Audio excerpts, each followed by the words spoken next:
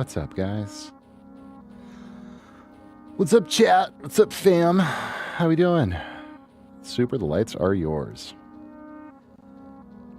How is everybody doing today? Who, me? Oh, I'm good. Woo! Look at those lovely lights. How's it going? I'm doing good. I had a very fun morning. A podcaster reached out to me, a podcaster from Denmark, who does a sort of like a very popular paranormal sort of vibe podcast, investigative podcast. It's a Danish language podcast, so it's not in the U.S. yet. Everything hurts. Helped move apartments for my neighbor's parents. Well, that's very sweet of you, Super. You're such a swell guy. Jesus. I mean, I'm sorry you're sore and everything hurts. That's no good, but it hurts for a good reason. You helped people, and that's wonderful. Round of applause. Tiny round of applause for Super Tonic. No, so this podcaster reached out to me because years ago, I made a post on Reddit about this crazy experience that I had, where I sort of like ended up in this place that looked a lot like the back rooms. So I won't tell like the super long version of the story, but basically I was on tour in Vegas. This was like 2017. And we had a standing residency at the Brooklyn Bowl every year in Vegas, and they would always put us up at the Link, which is like this big casino hotel resort thing across from the Brooklyn Bowl. And I was like, we finished the gig, and I went back to my hotel room, and I was up in the middle of the night to go, and I decided to go down to the lobby to get a snack. Anybody who's ever stayed in Vegas, you know they're like these huge casino hotel towers with thousands of rooms or whatever. So I was up in my own private room. And I was like, oh, I'm hungry. I want to go get a snack. It's like 3 a.m. And I got on the elevator, and the elevator, I guess, glitched. And it took me to this like crazy abandoned hallway of abandoned hotel rooms that looked exactly like what people describe the back rooms to look like, you know, like the weird green and yellow floral wallpaper and like fluorescent lights and everything. Like, it was a dead ringer for the back rooms. What I think actually happened was the casino that had been there before was called the Imperial Palace and looked exactly like that. They had like bamboo wallpaper everywhere. So I think it was just what story did I just walk in on? No hate, sorry, no feedback. We're still on a time crunch, and I have a dinner party tonight. So today's going to be a very abridged stream. Otripik, I will walk the story back a second for you so you know what's going on. I was saying I am having a good day. I just got done interviewing on a podcast, or being interviewed by a horror paranormal podcast, because years ago I made a Reddit post about this crazy experience that I had. I was on tour in Las Vegas and was staying in one of the big casino hotels in Vegas, and went to go get a snack in the middle of the night because I had to get up really early the next morning to fly home. So I was like, I'm just not going to go to sleep. I'm just going to stay up, and then I'll go to the airport at like 5 a.m. But in the elevator, I guess, glitched or something, and it took me to this area that looked exactly like the back rooms, this like abandoned part of the hotel that hadn't been renovated. And it was really freaky when it happens. The plausible explanation is like, the casino that I was in was called the Link, and it used to be called the Imperial Palace, which had this like Asian theme to it. So all of the wallpaper in the Imperial Palace looked like the wallpaper from all the Baxter Rooms stories, like, you know, green and yellow faded leaf print and stuff. So it was just a part of this hotel that hadn't been renovated, and the elevator somehow took me there instead of taking me to the lobby. And I just wandered around for a second, was like, this is fucking crazy, and then got back in the elevator and went back up to my room. Nothing that interesting happened. But I made a post about it on Reddit. This is like 6 years ago. That was, you know, I hammed it up a little. Like, the post is completely true, but I hammed it up. I wrote it kind of like a creepypasta story. And that post has gotten more attention over the years. I've had so many people DM me about it. Yeah, no, me too. And it was super super weird. And extremely liminal. Like it felt like I was in Silent Hill or something. It was honestly really cool. It was a very interesting and kind of cool experience. But yeah, I made this post and it's had tons of comments. There was a huge paranormal YouTuber called Brugly who who featured my post in an episode.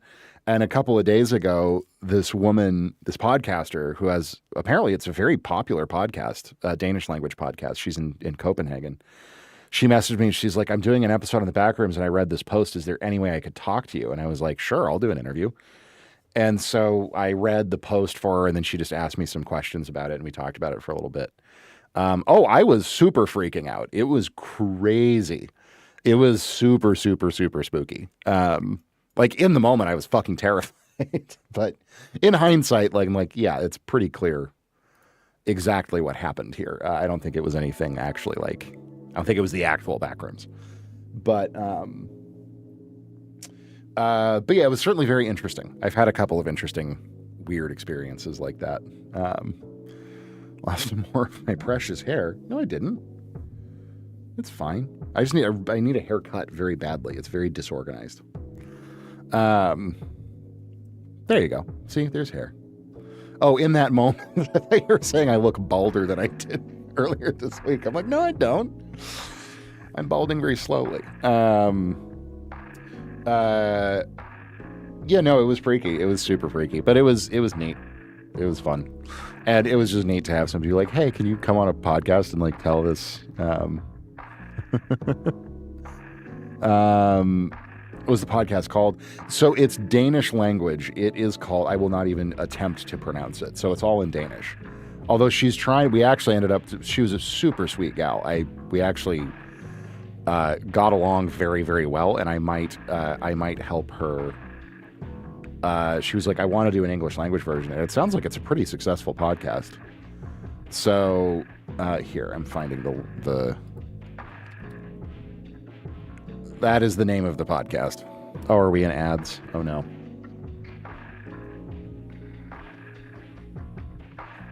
We hate to see it. We hate to see the ads.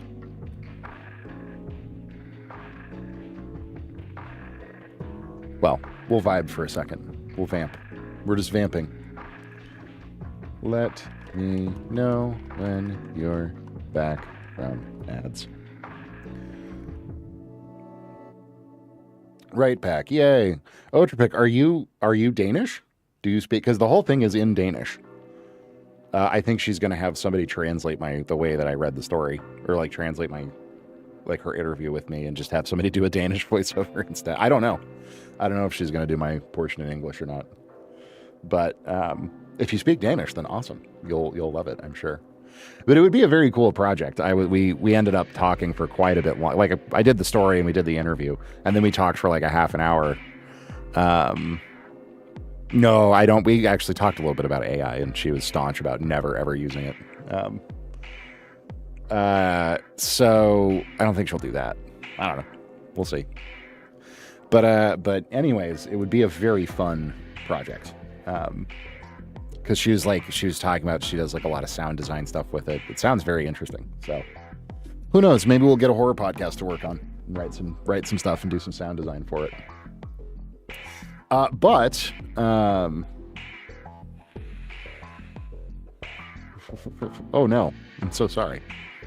But none of that pertains to what we are doing today, which is we are going to be continuing to work on the track for Order 1. I cannot stream for very long today. It's probably going to be like a 2-hour stream, just like a little short guy, because I think I mentioned I have a dinner party tonight that I'm throwing with a couple of friends, so I have to go get ready for that. And we also don't have an enormous amount left to do on this piece. And our feedback system is a bit wonky at the moment, and Super and I need to sort that out, which will happen at some point later. But regardless, yeah, so we're just going to jump straight into work here. Producer view, go! So this is what we were working on yesterday. This is the next track for Order 1. This is another one of these like vertically composed tracks, right, where we're thinking more in layers as opposed to thinking of like a big kind of discrete piece of music. So this is for the second sector in the game. It's like kind of an open world game concept, right? Space station orbiting a black hole. I think you guys know more or less what the game is about at this point. But this is for the second area. This is for the crew quarters area. So yesterday we had a ton of fun banging on pots and pans and doing a bunch of wacky shit to build some interesting grooves with what we call diegetic textures. Which anytime you talk about diegetic stuff in the context of composing or making beats or whatever. Hey, Tudes, how's it going, buddy? Good to see you. What that means is just using environmental sounds. The bow screech is in there, and it is going to be used. The bow screech is down here. This is the bow screech right here. It will be used in a few of the alternate versions of the track, the like ambiance layer, the sneak layer, all that kind of stuff, I think is where it'll get used mainly. But yeah, diegetic sound design is just the idea of like using environmental sounds in a composition, right? So in this case, I was thinking, well, this section of the game is in the crew quarters where like the crew on the space station would have lived, kind of in their off-duty hours. And so it's a place where you would expect to find, of course, beds, lockers, probably a mess hall or a cafeteria of some kind, restrooms, showers, maybe a gym or something. Diegetic, yes. Diegetic. D-I-A-G-E. Which I'm curious what the internet says the technical definition of diegesis is. Diegetic refers to anything that exists within the fictional world of a narrative. So yeah, just anything that exists within the world of a story is what the term technically means. But in our case, it is the idea of not even just using like found objects, but like, oh, this is a song that's being played in like a mess hall / dormitory area. So let's use pots and pans and drops of water and like sounds that you would find in that environment, right? In that part of the story. That's kind of the idea behind it. So we built a very cool layer of percussion. And of course, it's very heavily affected, so you can't exactly tell what it is. But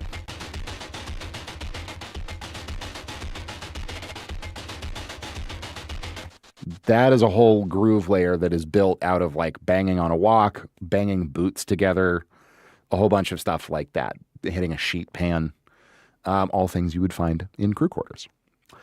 So this is where the, well, that's nice, Juby. Hi, how's it going? Good to see you.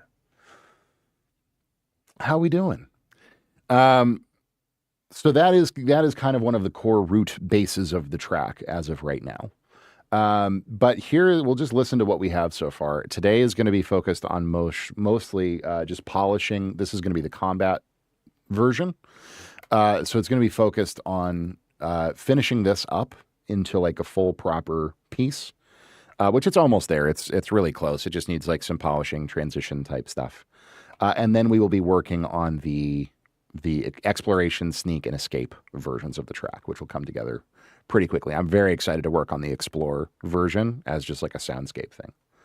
My uncle came from Guam. Holy shit. Way out there. I think he's stationed in Guam in the Coast Guard.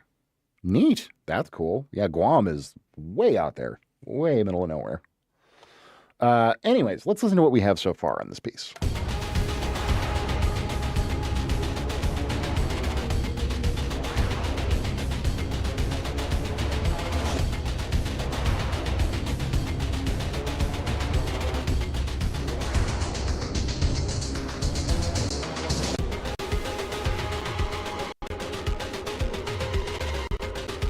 Oh, hang on. Let me fix that. Ooh, Avia, what's up?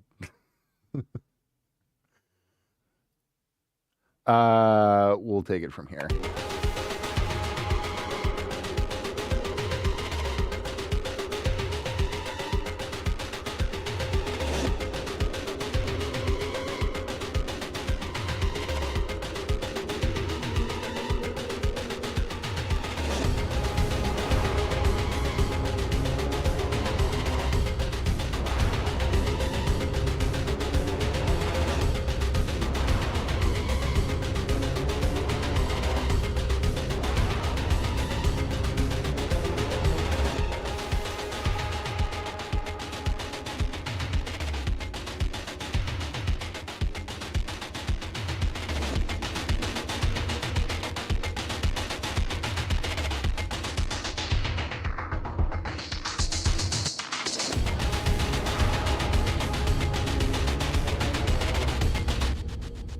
Oh, thanks, guys. Yeah, it's very cool. I haven't listened to it since we were working on it yesterday, and I am very, very, very happy with it. Here, I'll jump in the fray.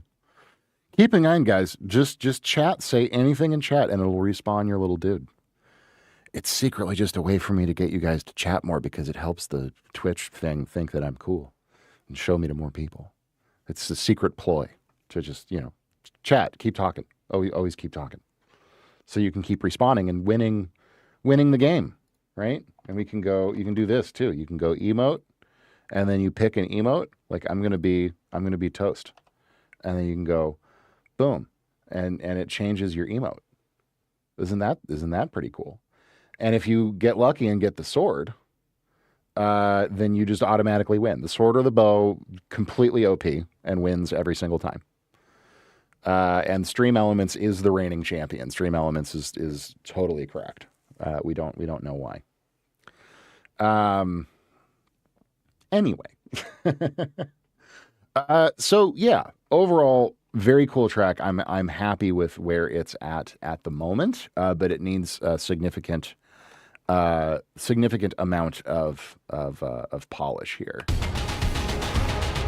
So the first thing that I want to start flying in are some crashes. You guys know I love my big reversed risery crash sounds, and I always use these ones that are just like come with Studio One because they actually sound pretty good. So we're going to fly a couple of these in here. I always like this dulled kind of gong-ish one. And we'll put these in our big sound effects bus because it's got black hole on it. There we go. Except we're going to pitch them way, way, way down because it sounds very cool when we do that. And we're going to stretch them a little bit so that they are a good length. So we're going to move this guy over here, reverse him, and also pitch him way down. And then for now, we might do something a little bit more intricate with these. Actually, I want a little short one too. Garana is pretty short. Yeah.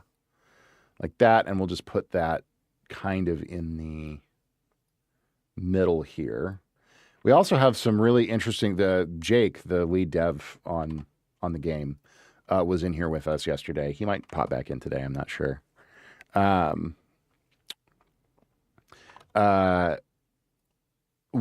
Also had this interesting idea of trying to get some like prowlery animal kind of noises. So we have this, which I can't tell if it's an actual, elephant or a trombone. But we've got that sound in there, which is pretty cool. And then I also found a lion roar that I kind of cut and then reversed, which is a pretty cool texture in there as well. So now that we have some nice crashes in here,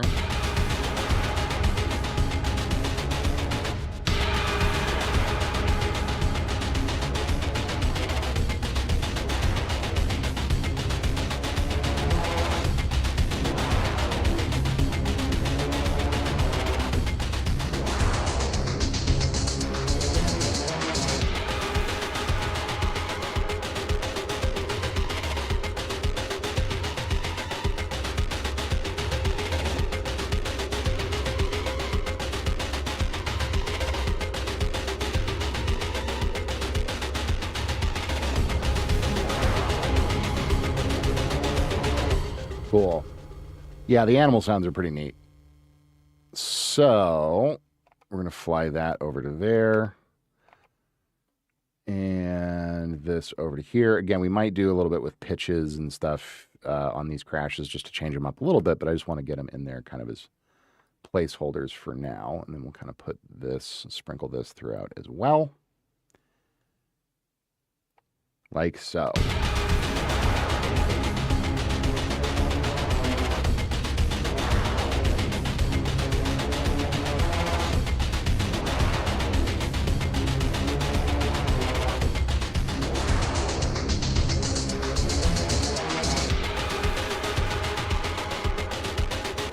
Spider sounds. What the hell sound is a spider supposed to make?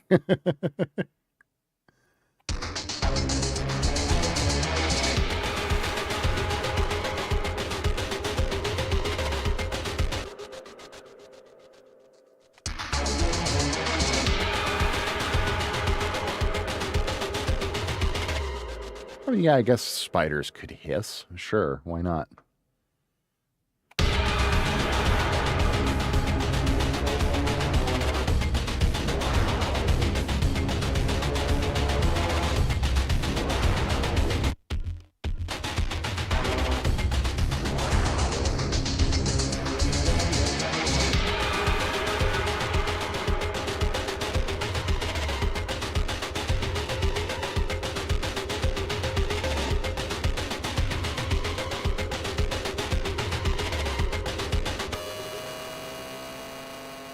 Cakes.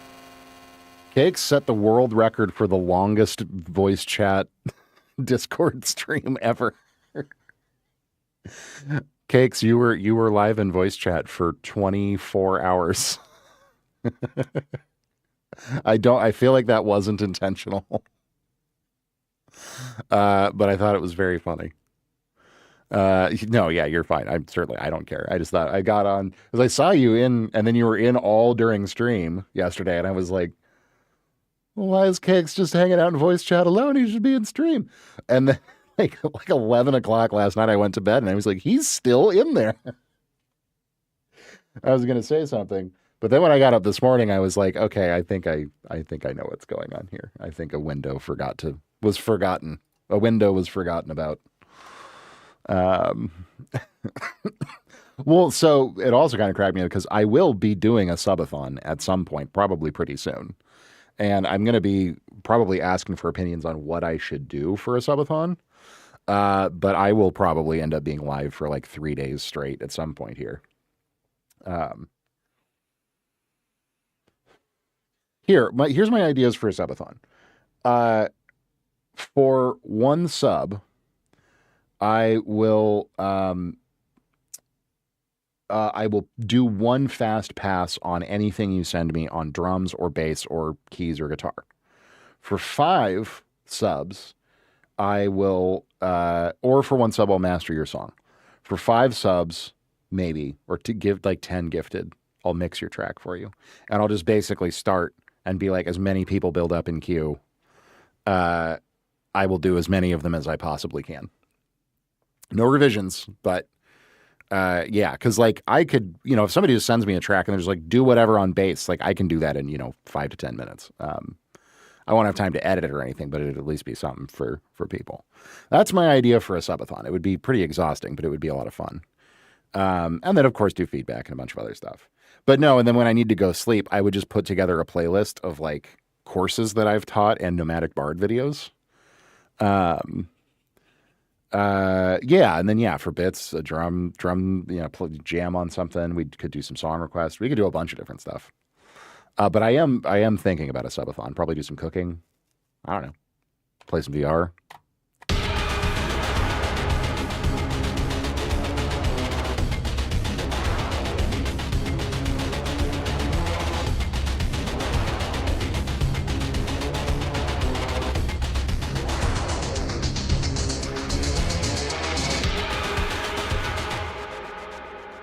What would I cook? I don't know. A bunch of stuff. I cook lots and lots and lots of things. Okay, let's start thinking about some drum stuff here and get some more variation happening with our drum parts.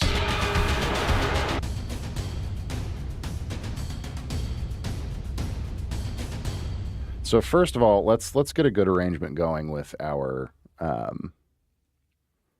war drums here.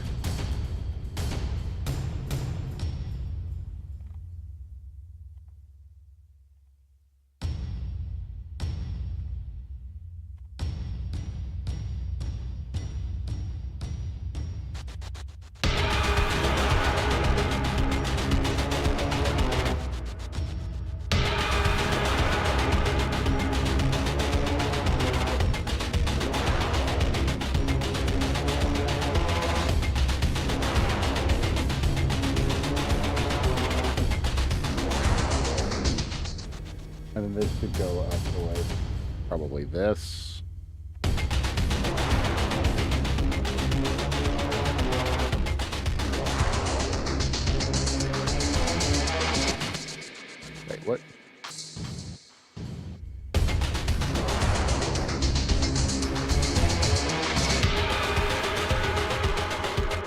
And then let's add some nice glitch too on that transition as well.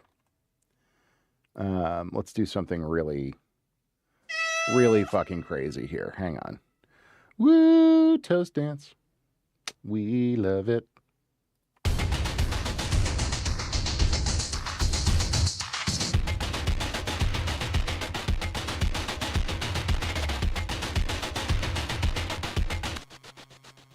Oh, wait, where did I put that? Oh, no, that doesn't go there. That goes over here. Glitch 2. Yay. Yay, glitch 2. Now, clear. Get out of here.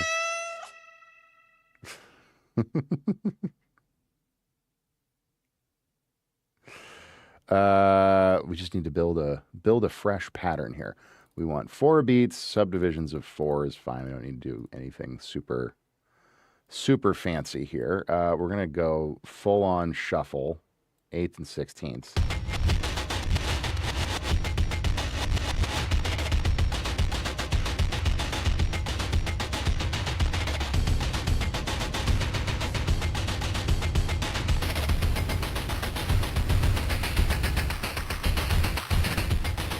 Ooh, that's very good.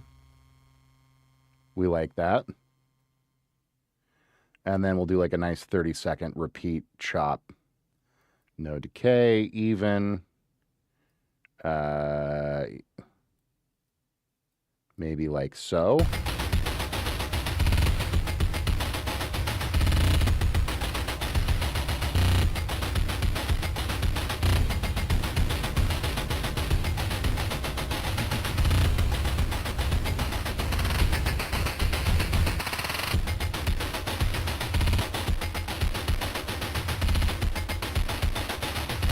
That's pretty cool, yeah.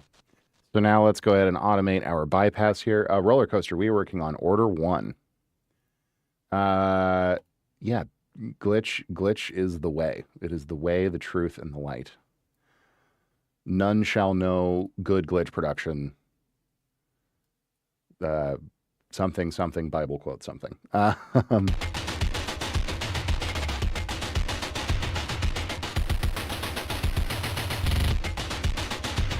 Oh, wait. Oops. That needs to scoot. That needs to scoot over here. And we need to work on this a little bit.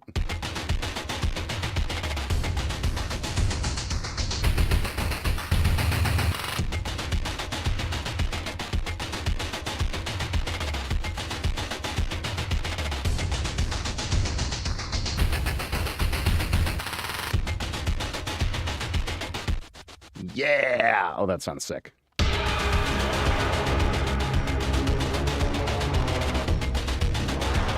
Over on YouTube, Based Echo. How's it going?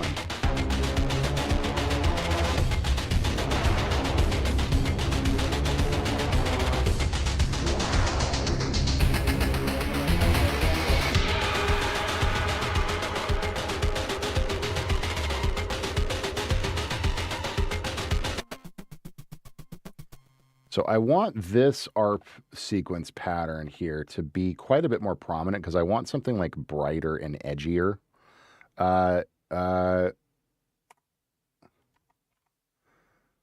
In the groove texture here, and this is a good candidate for it. So we're going to do a little EQ here.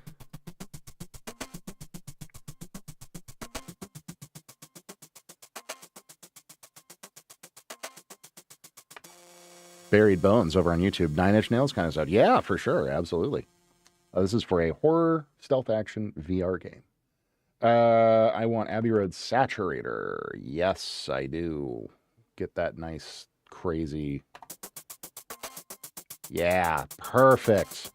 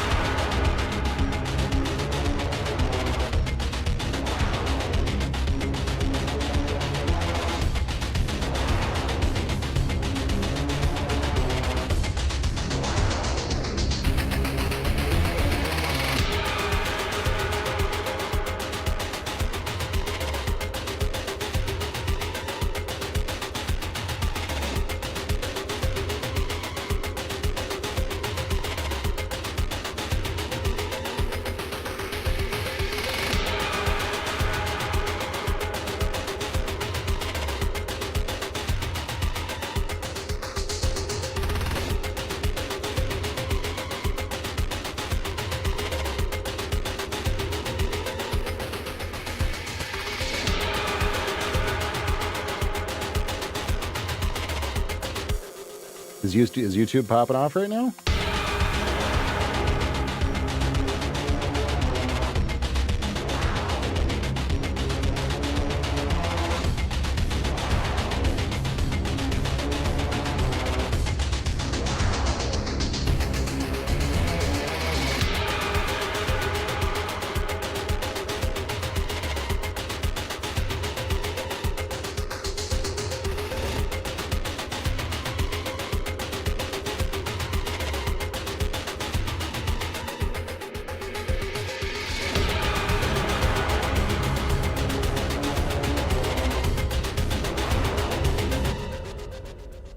And then we're going to stick this on this alt groove here, probably that.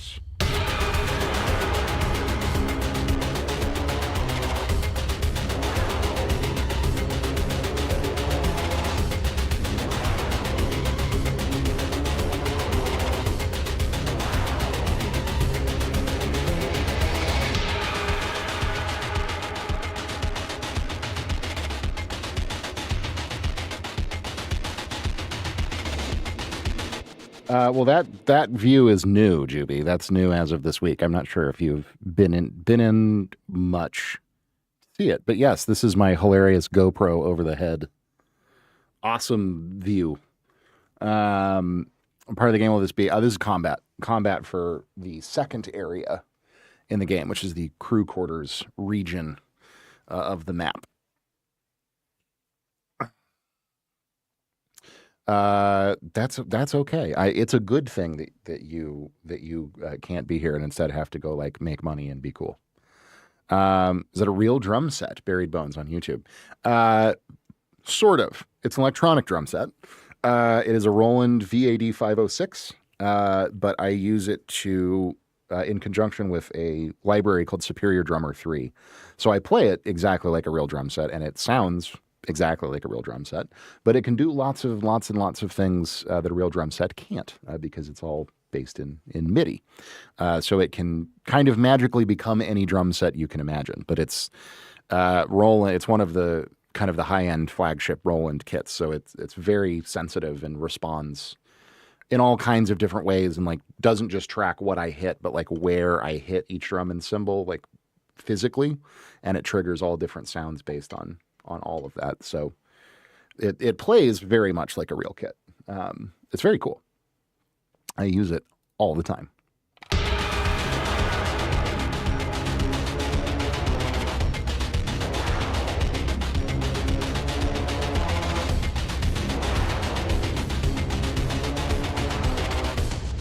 Okay, so let's see here.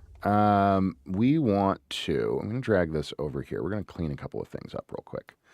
And I want these interstitial transitions to come out just a little bit more texturally speaking. We might do something with that sound later because it is a cool sound, but it wasn't really working in the context of all of this. So I want more from this cymbal.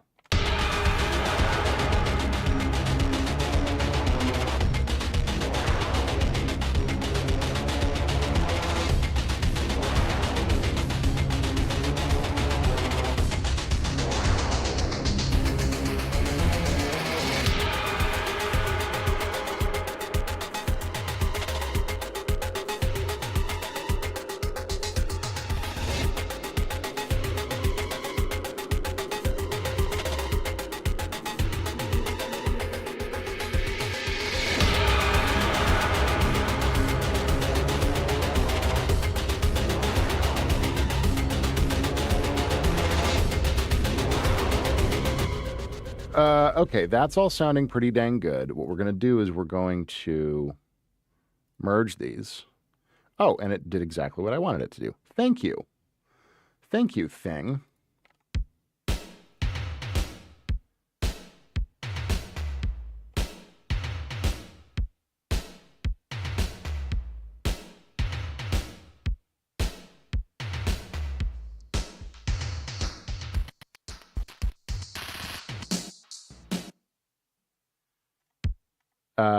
Let's see here.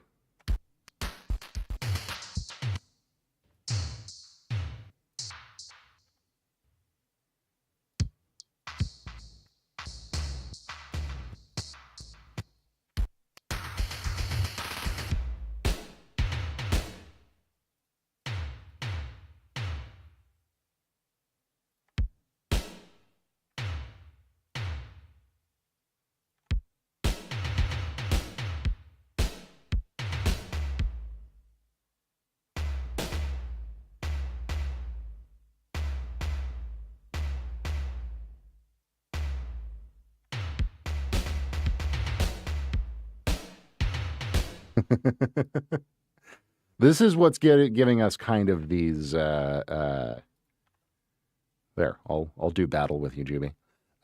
These 80s vibes that we don't want to miss out on at any point. That's very important to the feel of this whole.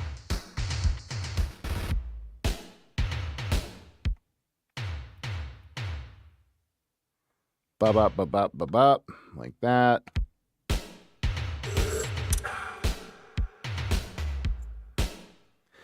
Thank you, Birdland. How's it going, buddy? Good to see you. Keeping us hydrated.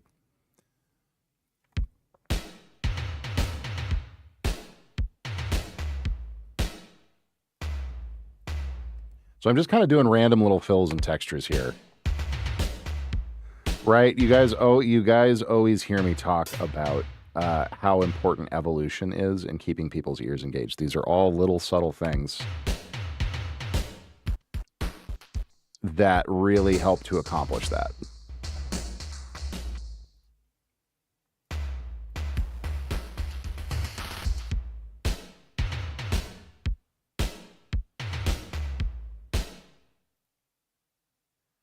Then like here we can go to a bigger.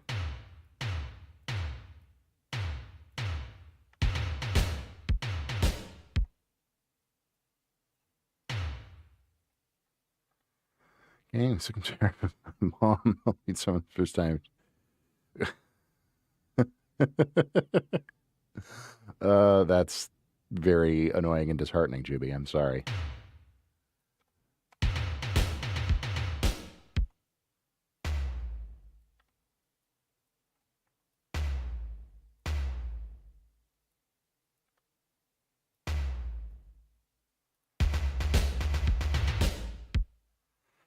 So now, like, I just want to grab these and I want to loop this.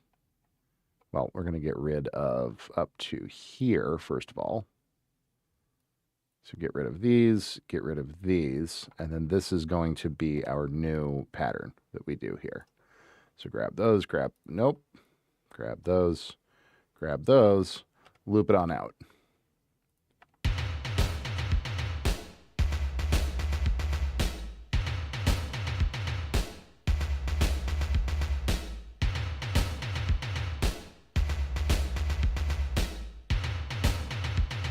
And then while we're thinking about it,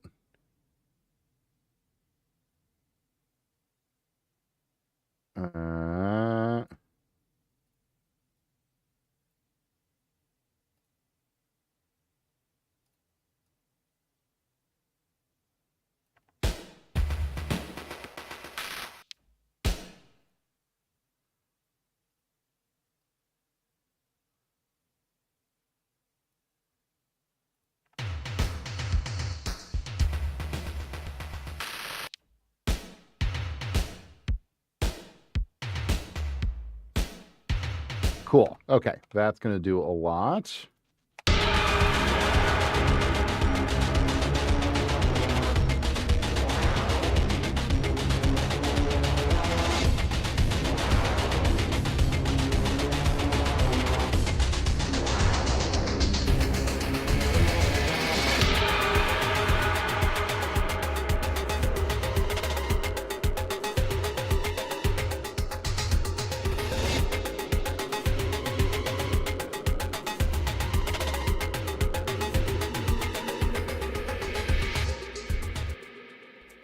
Except I do think we want to go here and go, let's transpose you up an octave. This is going to change our drum pattern to something kind of.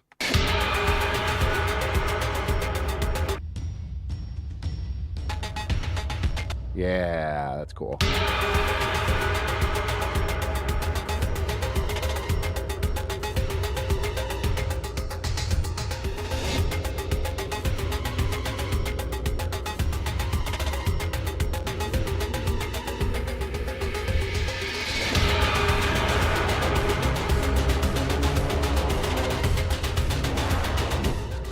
It depends, Etude. So if I'm doing like, anything where it needs a normal drum groove, right? So anything that involves like a drum kit kind of a sound, whether it's rock or something funky, or I want to like sample like a breakbeat kind of a thing or a drum and bass kind of a thing, that I will all play live. If it's more of like a drum machine, drum machine kind of a situation, then I'll usually just program it. And then like the war drum stuff, all of this is just what do you call it? Action strikes from Native Instruments.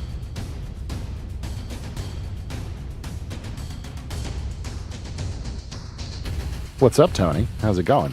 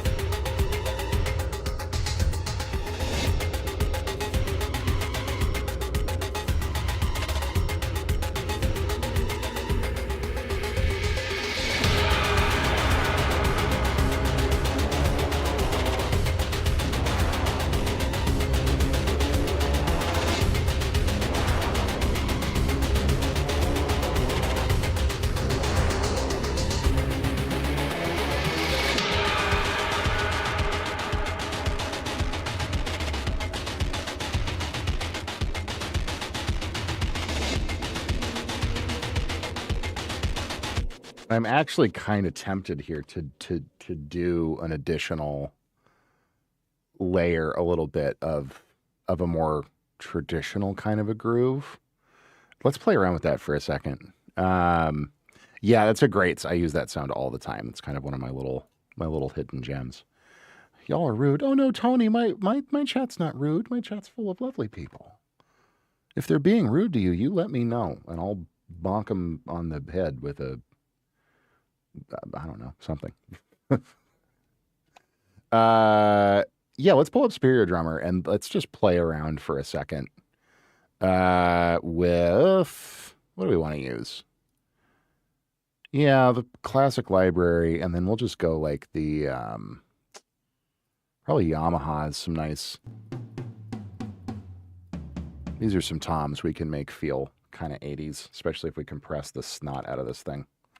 Okay, let's go all the way down here. Let's turn you up. We now need to not have strings because those are going to screw everything up latency-wise. Then we need to turn you off.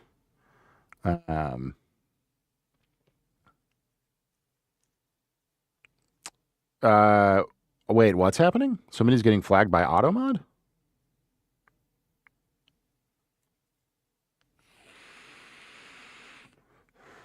I'm not getting any notifications. Hang on, let me look. Is Tony getting flagged by AutoMod for no reason?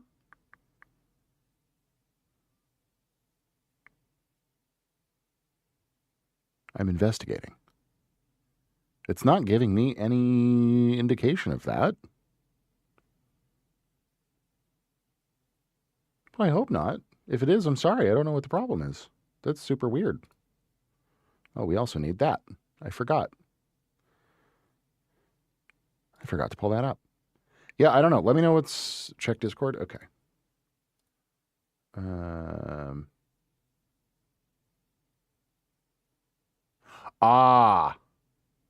Interesting. Yeah, Tony, that's probably not not good word for chat. I see what happened. For some reason, it's not showing me that happened. But that makes more sense. Okay.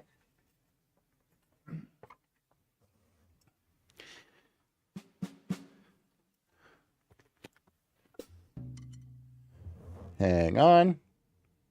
We'll go to drum view here. I don't know if we're going to keep this. This is just a very loose, rough kind of an idea.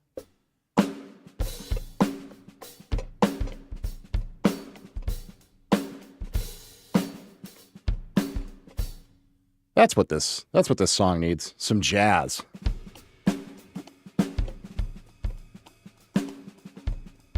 Nothing says life or death combat with drones.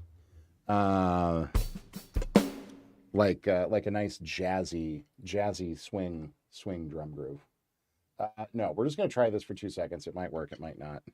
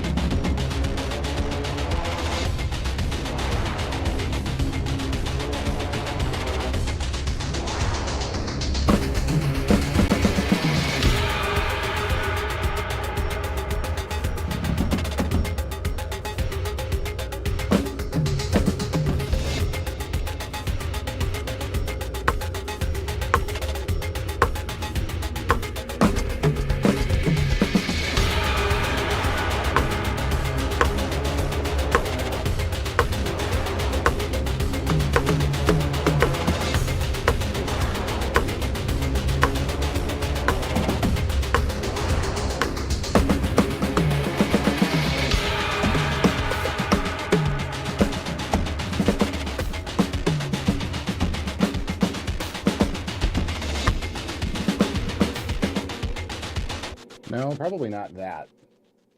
I liked everything up to that point. Just like basically playing fills. Hang on, let's try it. Let's try this again.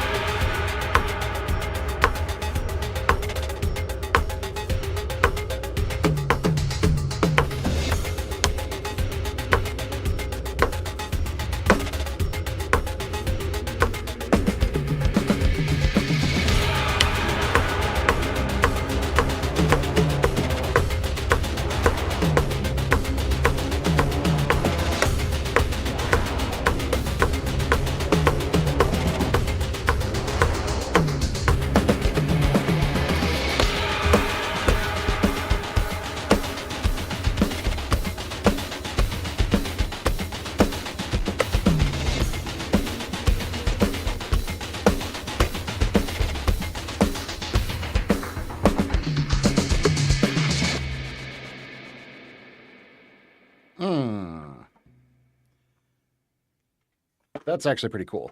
I think that'll actually blend in pretty well.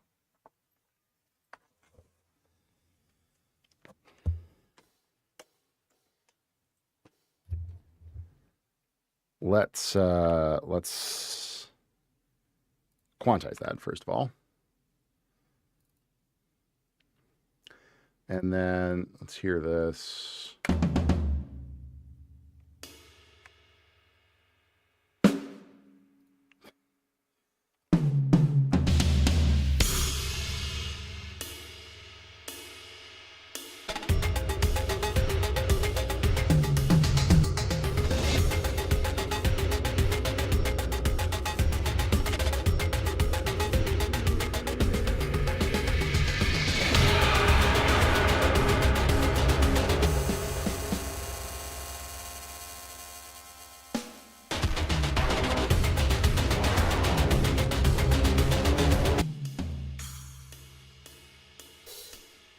Fix my camera. Oh, thank you.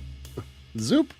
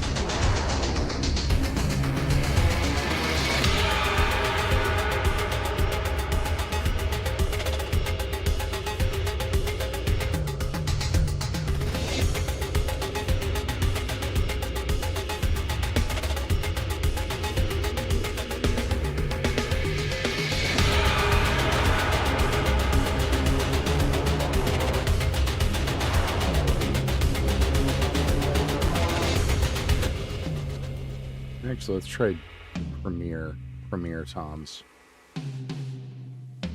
Yeah, those are better. They're less woofy.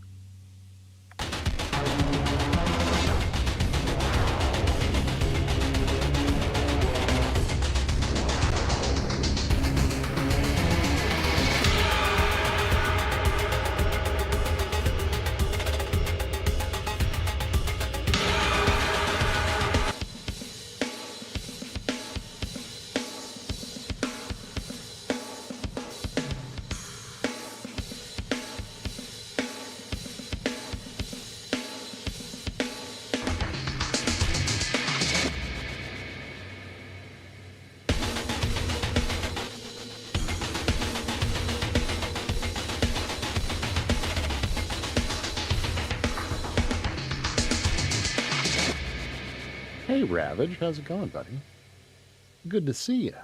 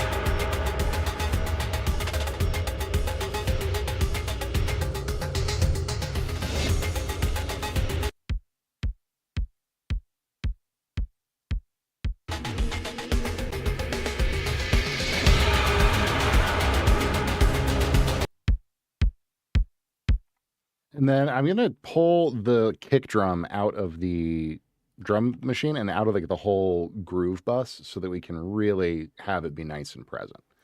And I'm just sticking OTT all over this fucking session, and it's pretty great. Not going to lie. It's kind of awesome. But I definitely want more low-end energy out of this kick. So we're going to throw a sub-synth on it.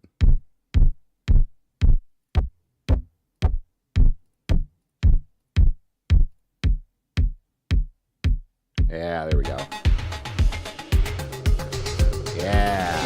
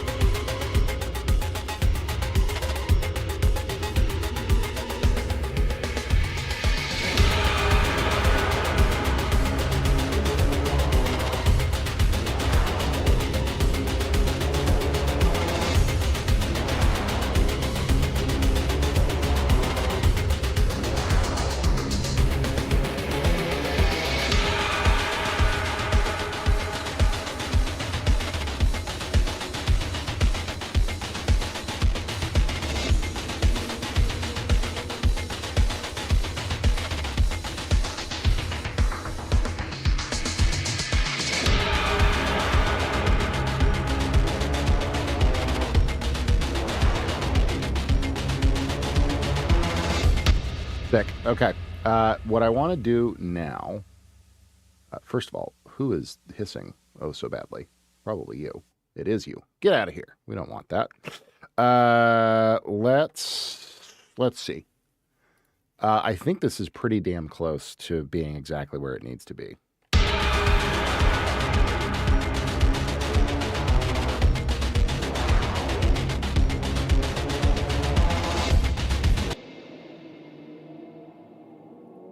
I want to clean this up potentially a little bit. Yeah, just to make sure our low end's nice and clean. This is that black hole sound. The sound of an actual black hole.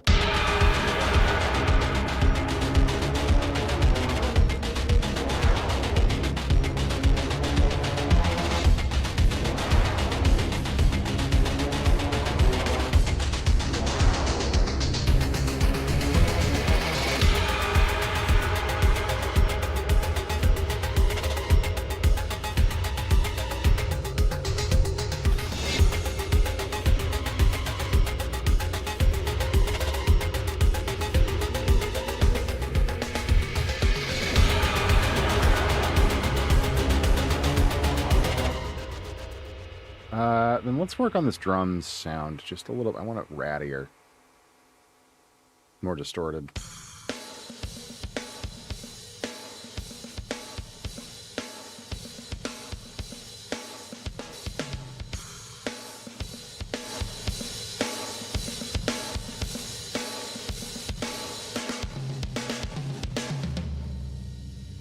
Yeah. Real ratty.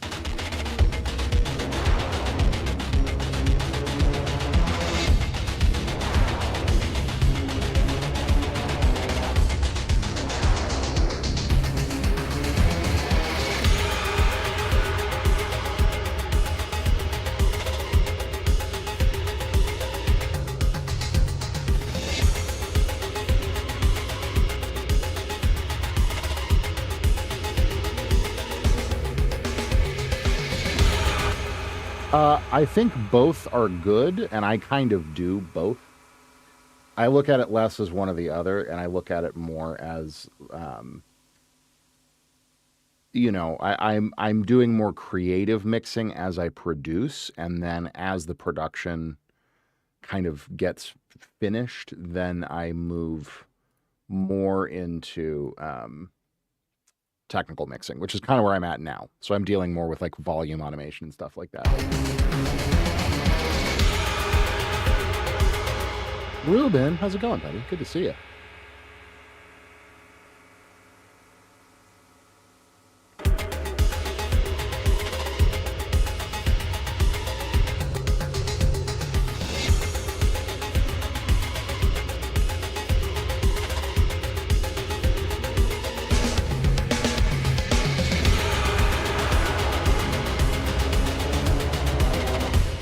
My name's Alex.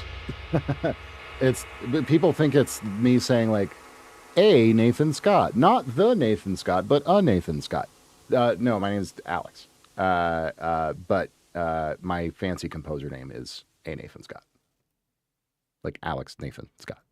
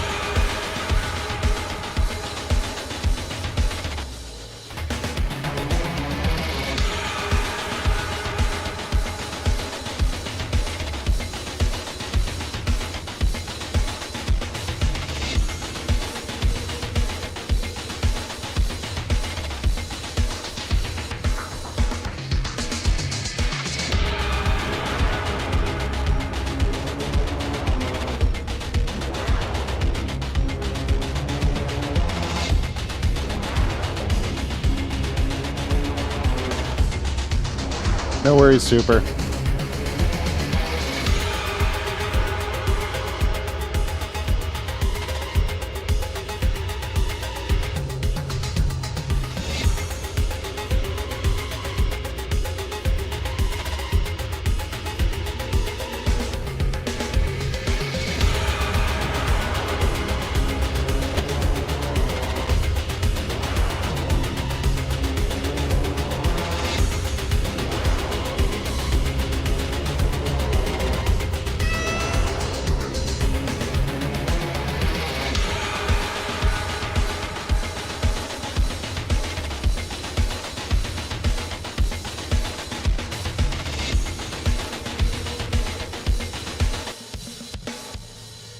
I still want these drums still sound too like bright and present. So what we're going to do is we're going to add on top of all this OCS 45 and have it only on for this section.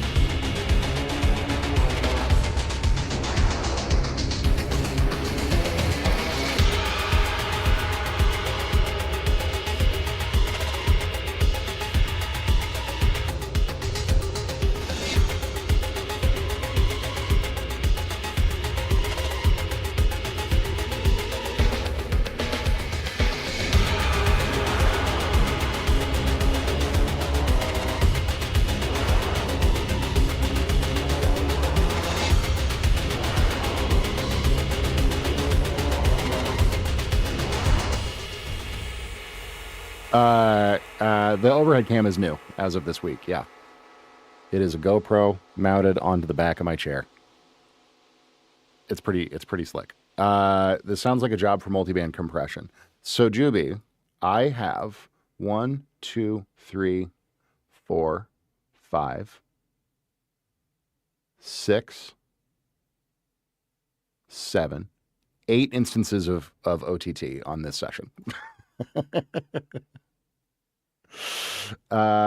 It's enough. It is. Look, hey, I got to give you kids credit. It's pretty magic what it does. Like when you have it at like 20%, like it's a damn good sound. It's not perfect for everything, but it is a damn good sound.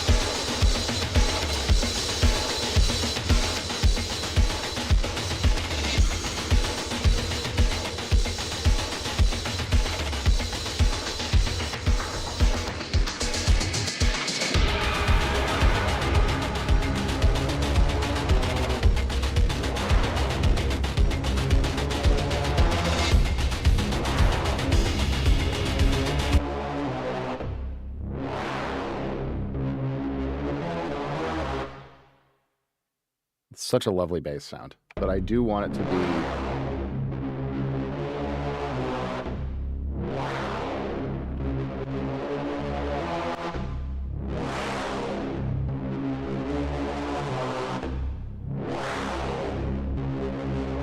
we are scoring a whole game, a whole dang game. Well, most of a game.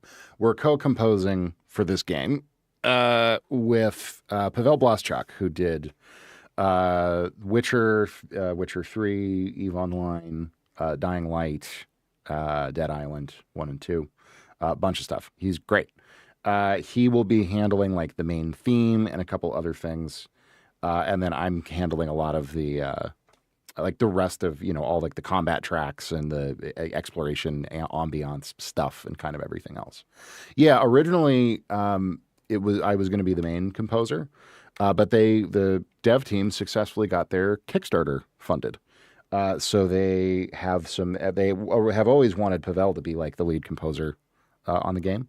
And so it looks like that's going to happen, which is, it's extremely cool. So I'm gonna there. He hasn't started on anything yet. No, the game is not a secret. It is called Order One. Here we can. This is the game.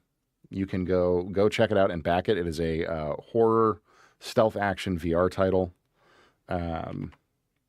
So as long as you got a VR headset of some kind, it's for PC VR is going to be the main thing. Here is the link, and we will pin that just so you guys can go check it out.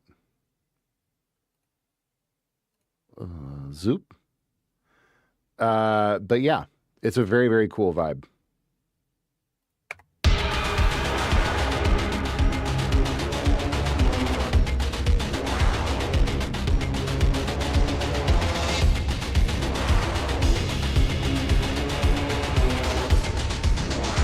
Well, you got to get yourself a headset, buddy.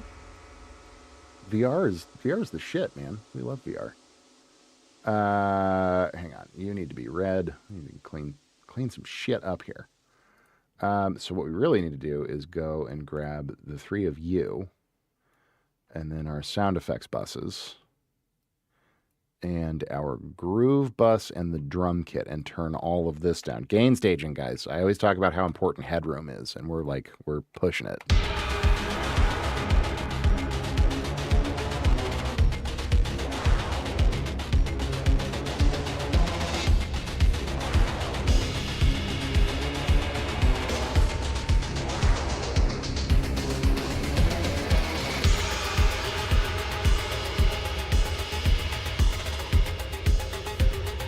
I did, yes.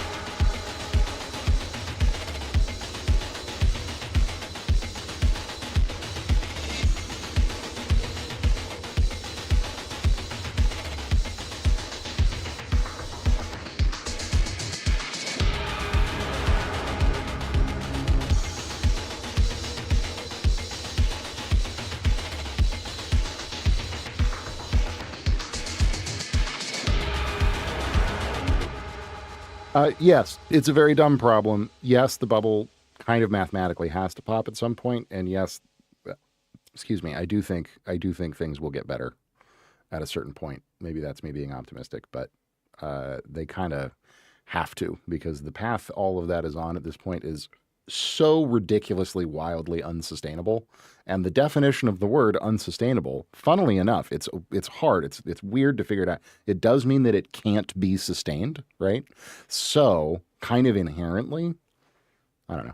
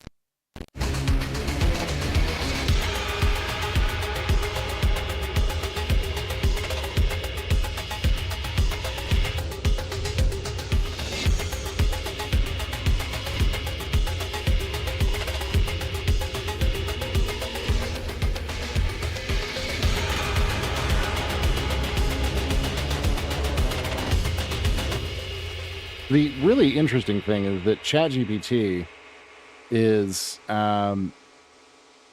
ChatGPT and stuff like that is okay and useful. So the problem is that for ChatGPT to be sort of okay and occasionally useful, it is so wildly resource intensive. And ChatGPT is at a point now where, uh, yes, it can sort of, be decent and semi useful for some things occasionally. It's very dangerous in that people will come to rely on it and just stop thinking. But it's resource intensive not only environmentally, which is a huge problem. It's resource intensive in terms of the amount of data that they have scraped the known internet at this point. This is why there's all this stuff where they're trying to get their fingers on people's like real time phone conversations and all this crazy shit, and their emails and stuff because they're out of data to scrape, which is mind boggling. That this thing is trained on like exabytes of data, like literally the entire known internet, all of Reddit, and it's like mediocre at most stuff. It's very convincing and it's very confident whether it's right or wrong. But like mathematically, they're kind of out of training data. And so they need to figure out, like, if they're going to make it any better, they kind of have to figure that, but there's not really like a source or a way for them to really get more data unless they totally step over privacy laws, which they're lobbying to change, but they're going to run out of money to lot. Like, it's a giant mess. It is a spectacular, giant, complicated, stupid mess. Um, and it was funny because Sam Altman was quoted in I think it was a podcast or an interview or something, 6 months or a year ago, saying, if you ever see us putting ads into ChatGPT, that is our Hail Mary, absolute last ditch effort to figure out how to make money, because we're so convinced that this is going to replace, all of human labor or whatever, that the only way we would ever put ads into it is if we had absolutely no other solution for how to make money. And yeah, exactly. Like, and there are thousands of stories like that. So once we also get, sensible administration that will do some regulation on this stuff, that's going to be huge too. Uh, uh, but oh, it's massively no. I mean, the water usage, the data centers for this stuff are just absolutely uh, horrific in terms of their environmental consequences. And yeah, I mean they have scraped the known internet. They have scraped everything, uh, and they're kind of out of training data. They can refine like the model architecture a little bit, but they're it's bad. And there's a lot of early science and psychological studies that say, yeah, for work and for productivity and stuff, sure, it's fine. Like there's aspects of these tools that are amazing. Medical research being done with AI is incredible.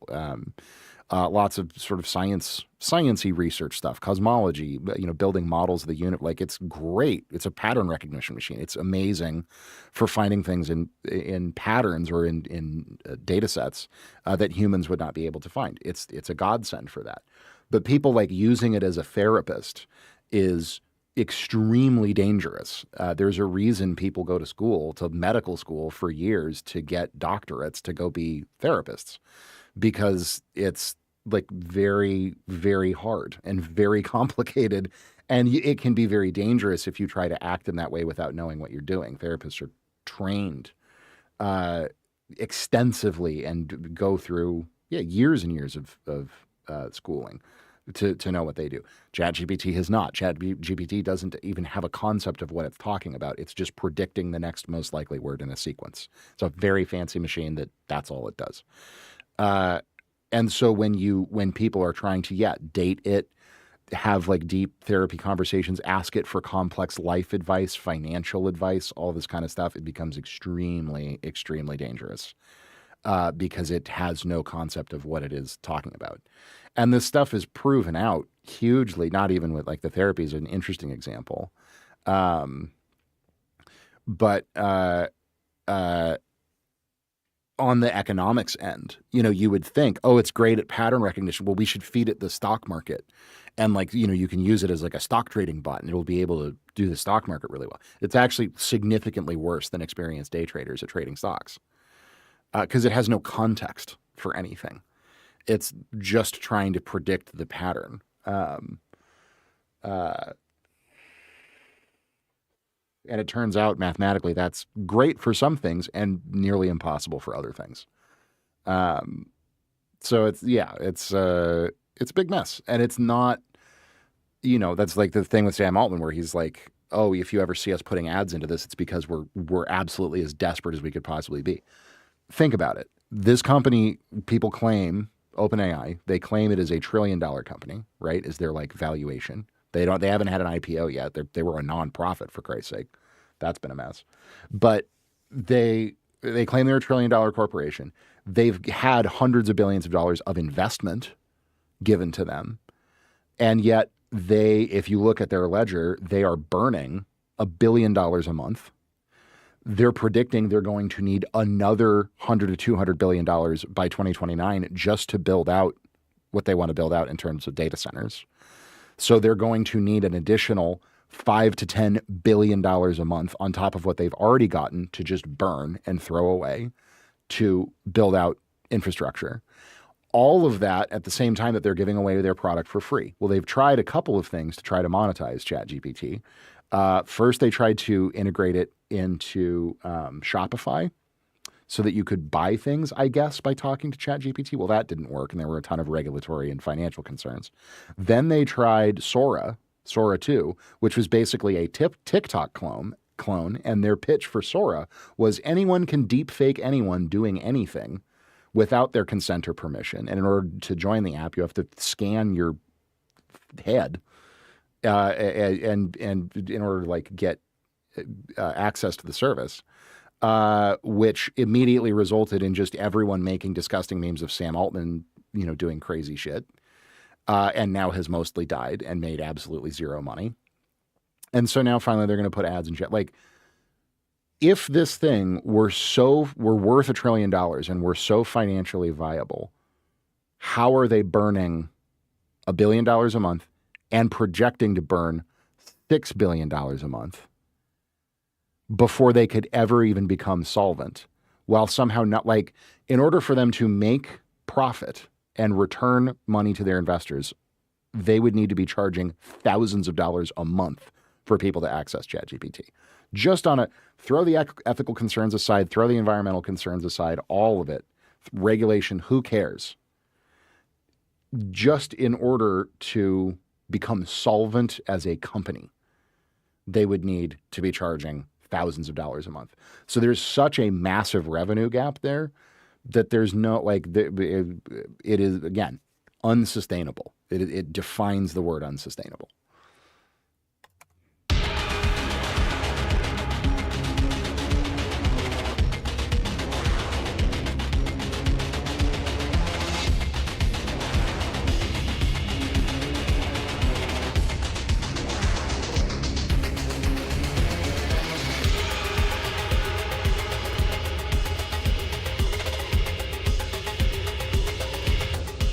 Yeah, I mean, it's not. It's quest finished. 200 gold. Yay! It's not an either or thing. Like it is a foundationally revolutionary technology in science. For a lot of ways, it is definitely. I think we'll get to a point where it can help expedite a lot of things. I think there's whole industries that are definitely like, think medical billing and coding or something like stuff that's very tedious data entry. I do think that it will have a huge impact on that. It's going to have an impact on the music industry for sure. Really throw away basic library music, the kind of stuff you'd hear on like House Hunters, for example. That for sure will be AI within, 5 or 10 years. I already know producers are using it as like a songwriting partner. Like, it's not that it's never gonna, like, it's not a black or white. It's not gonna completely burn to the ground and no one will ever use it again, or it's gonna cause human extinction. there's a big middle ground there. But this idea of like, oh, we're diverting trillions of dollars out of our economy, and the stock 50% of the stock market is held up in the value of it. It's like, no, that's the part that's unsustainable. It will pop and hit an equilibrium. I think where, and I'm not an economist. I am not, I don't like, I just read a lot about this shit because I think it's interesting. I think it'll hit a point of equilibrium like anything else, where the parts of things that it does genuinely well and that it is useful for, people will use it for. There will be a lot of money to be made. Yes, some jobs will get lost, some jobs will get created. But ultimately, all of this talk of like human extinction, all of this talk of 90% of white collar jobs going away, the entirety of the entertainment, all we do is watch AI generated television all day. It's like anyone who thinks that AI could replace like a movie has never tried to film like an episode of a TV show or a movie before and has never been on a set in their life. Awesome sentient C3PO robots in our households. And that may show up at some point. But this is a really interesting one. This is a really, really interesting one. Chat. To talking more about the automation and robotics sides of things. I learned this the other day. I thought it was fascinating. Tell me, chat, when you think the very first fast food restaurant that was completely robotic and automated from top to bottom, you order your food and it is made entirely by robots and delivered to your car. When do you think don't Google it, when do you think the very first restaurant like that was trialed? Give me a year. I will let whoever wants to chime in chat with a guess. So like, give me a year, Juby. Like guess a specific year. 2012. Okay. Anybody else have a guess?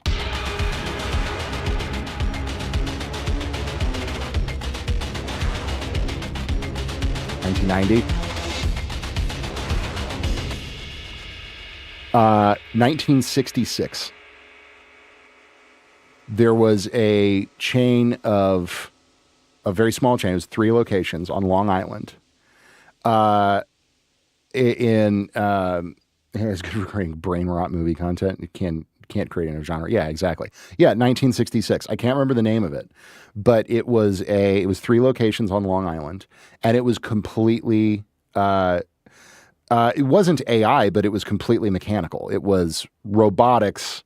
Not really like with servos the way that we think of it now, but it was a completely automated fast food restaurant with no human beings inside it, whatever. And it worked kind of like Sonic, like a drive up situation. And you would hit switches, huge buttons on like an ordering thing. It could create like 18 items, cheeseburger, chicken sandwich, tenders, fries, pour a soda.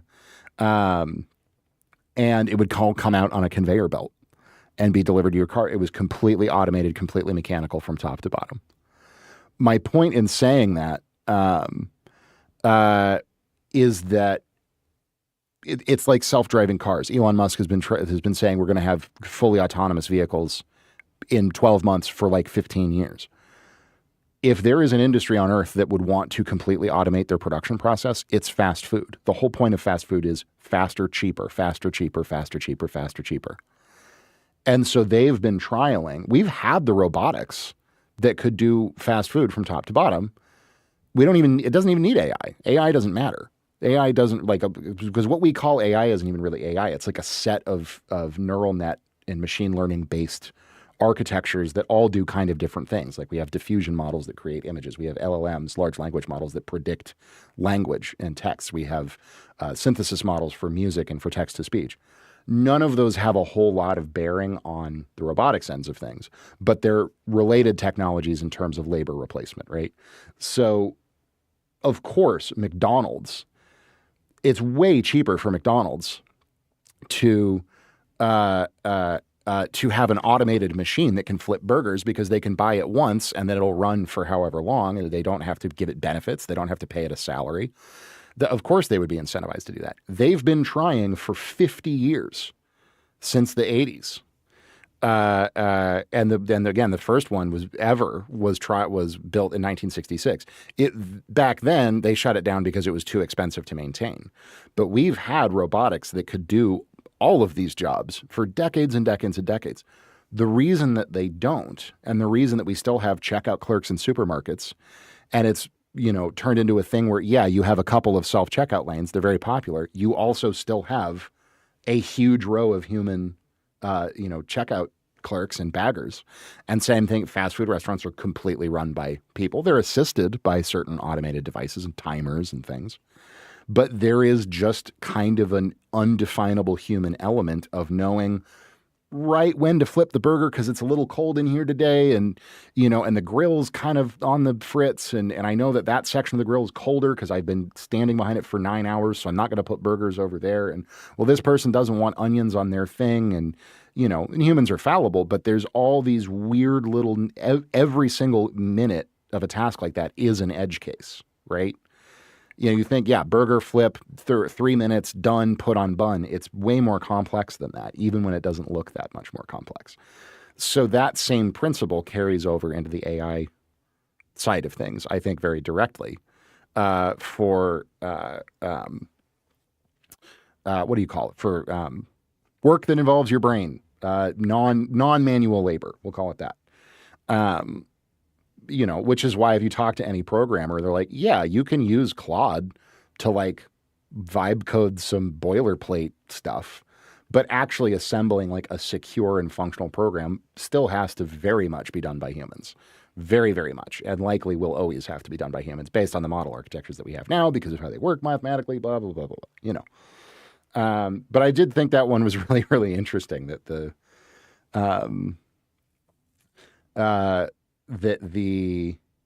very first automated fast food restaurant was 1966. That blew my mind. And they had photos of it. It was like crazy.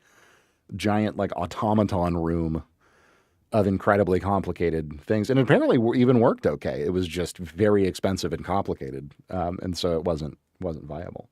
But like they started replacing auto factory workers with robotic arms in the 90s. And McDonald's makes fucking hundreds of billions of dollars a year. It's like they could afford the robotics if they worked. They could absolutely afford them.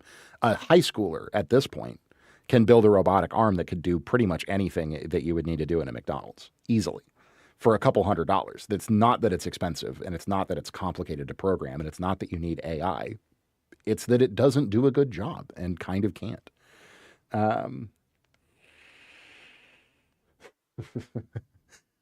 Yes, it did. Hang on. Let me see if I can find the photos of this. First fully automated restaurant.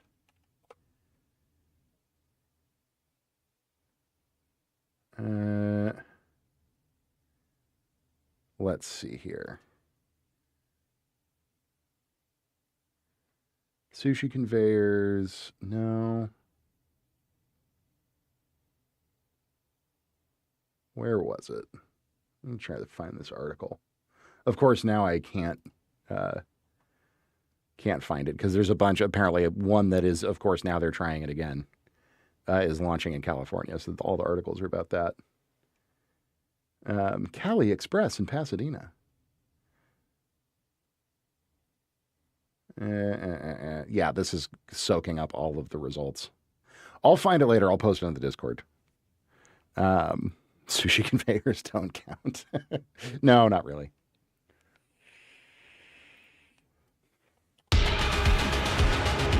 Okay. Anyways, I think this is in pretty good shape. At least it's in a good enough shape to where I want to send it to the devs and make sure that they are happy with it. So what we're going to do is we're now going to do the other versions, right? So let's go ahead and kind of get these out of the way here.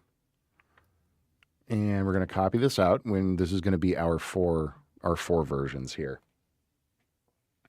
Hang on. I still want to try to find this because it's super interesting.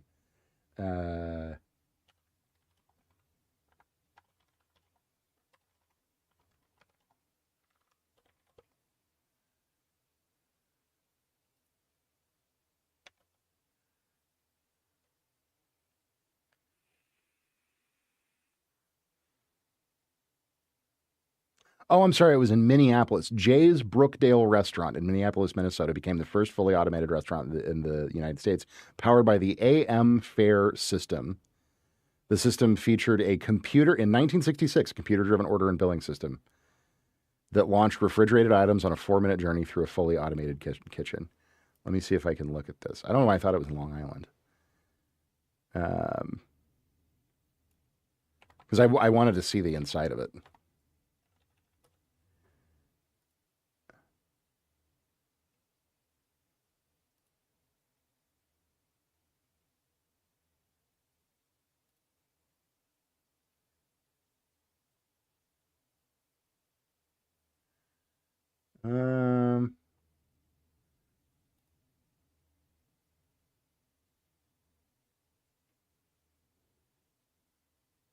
There aren't really any good photos of it. Where's this article they found? I don't know. I'll put it in Discord. But that I'm pretty sure that's the thing that I was reading about. Anyway.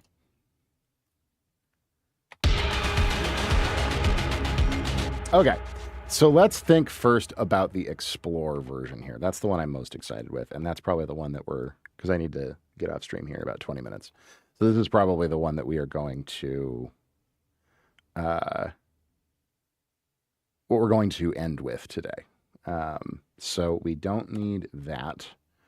We don't need any of this. This is just going to be like pure ambiance. And we'll go and listen in a second here to the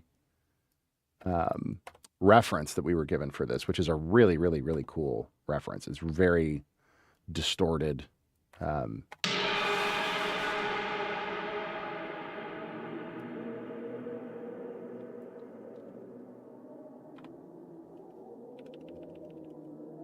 Very ambient. So, of course, we're going to have our black hole sound here be an extremely prominent element.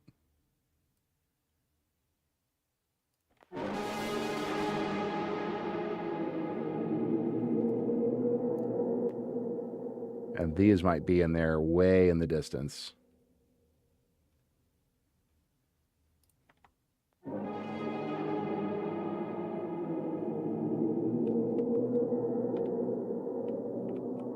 Okay, let's listen to our reference here. Let me get it pulled up. I believe both of the references are from Dead Space.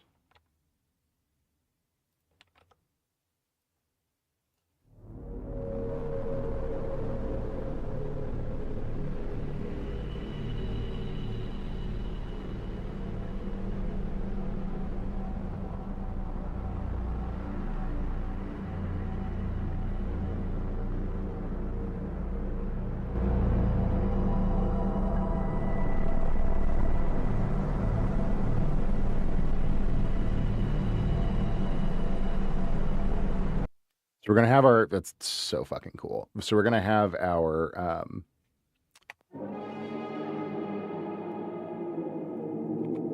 black hole in there, of course. I'm actually going to put this on a new channel.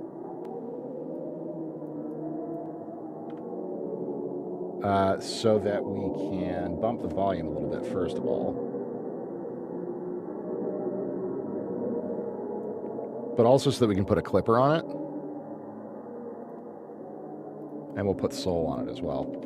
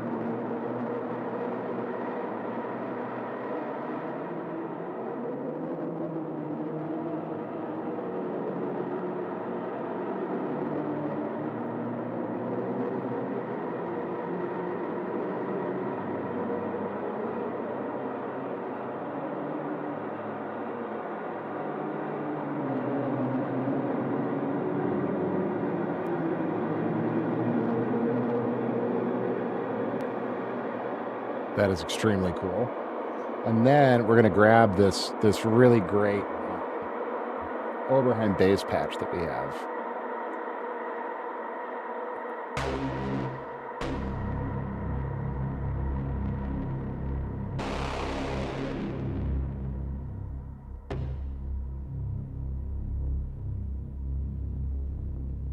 And we will go ahead and duplicate this so that we can get rid of that attack transient, because we don't want it necessarily. So we'll open a second instance of the instrument.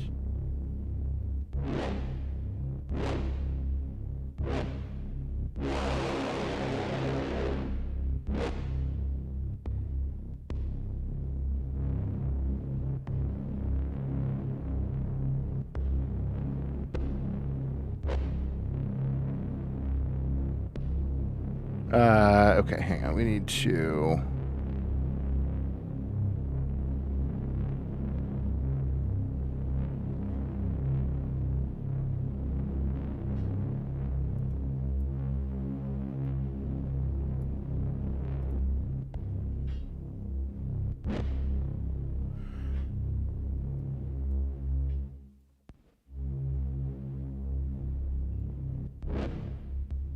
There we go.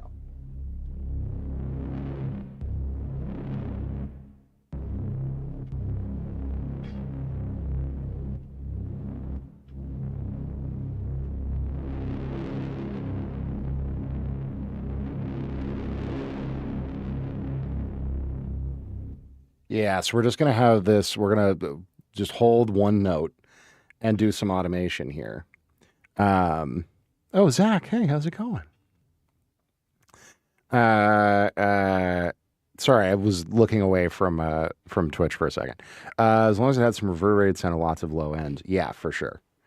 So that Solaris plugin. So it's called Soul. It is from a YouTuber, actually. It's a collab between an ambient YouTuber and a plugin company. They just launched it recently. But it's like Dawson is who makes it, and Signs of Life is this really, really great ambient production YouTuber. Does very, very cool stuff.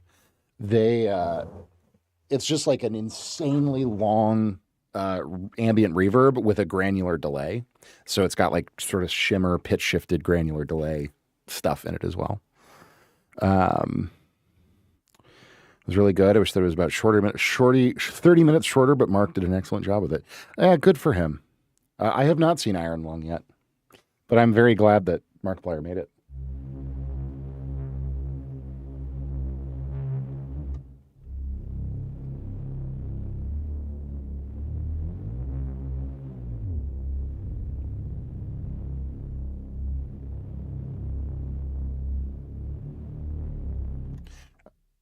Now, another thing I want to do here is make sure, hang on, pitch bend, where's my pitch bend control?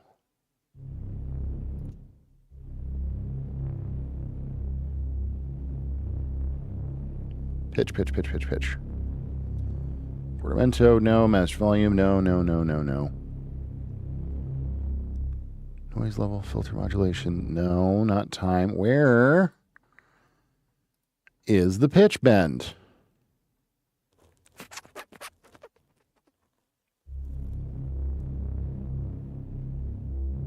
Oh, bend. Here we go.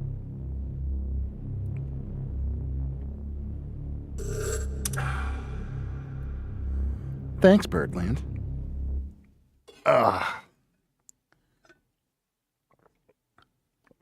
Very good.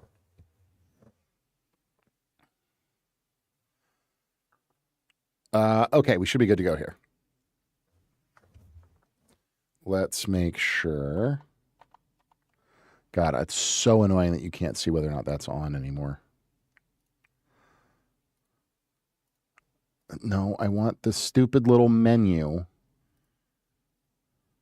Okay, pre-count is on. God, that's annoying that you can't see whether or not pre-count is on anymore.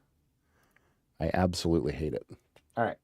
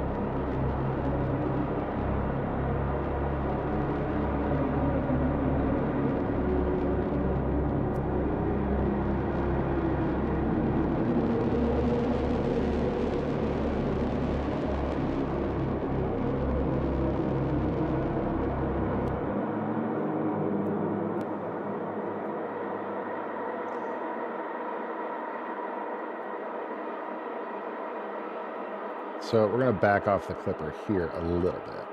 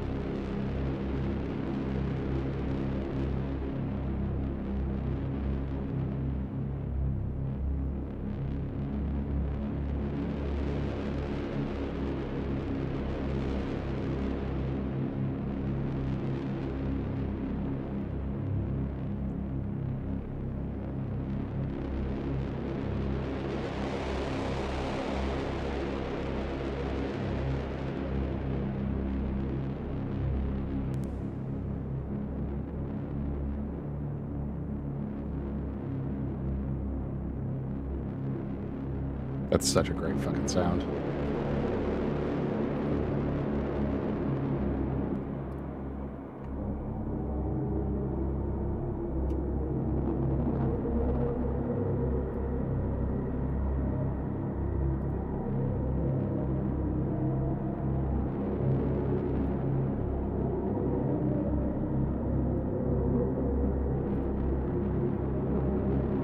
First element.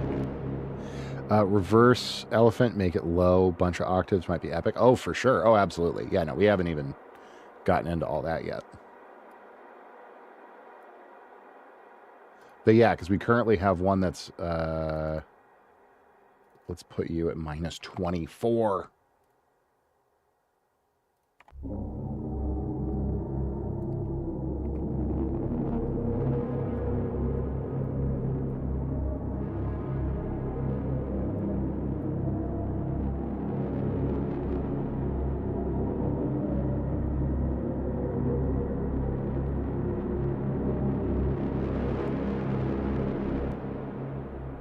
Ooh, good call, Juby.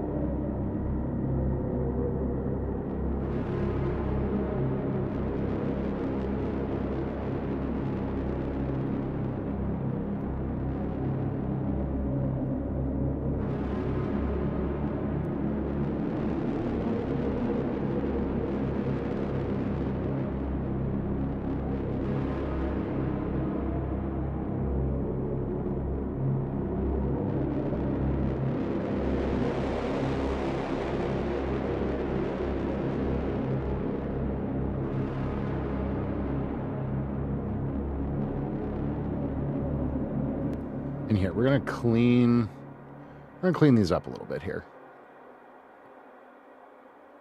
because I don't like how sort of just give me like in quarter notes is fine. I don't like how wibbly wobbly organic-y they are. Like that. It's just gonna make it a lot easier to control this whole thing, like that, and then like that. And then you go up and you peek there again. And then, nope. And then like that. And then it like opens up the most that time. And then it kind of goes back down. And then that goes back up to like over there. Yeah. Yeah, like that.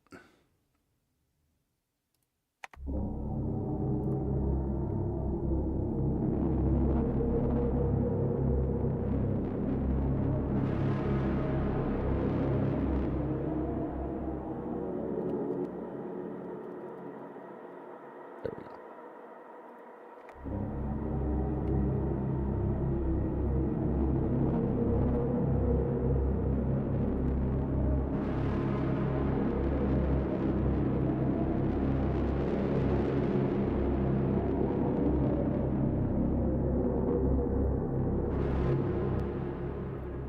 And then we're going to put these little elephant squeals in the midst of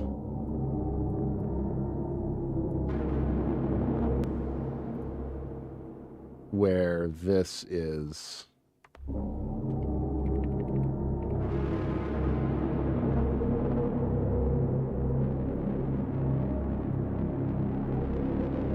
The filter's at its lowest point.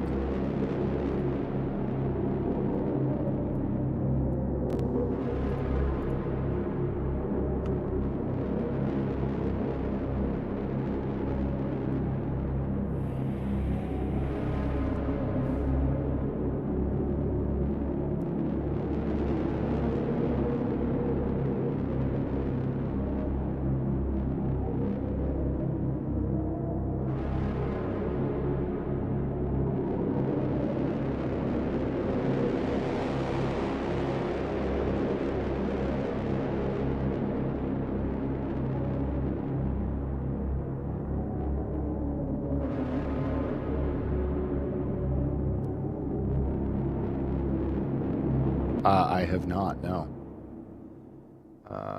Let's open this up so that we can look at where to go. You.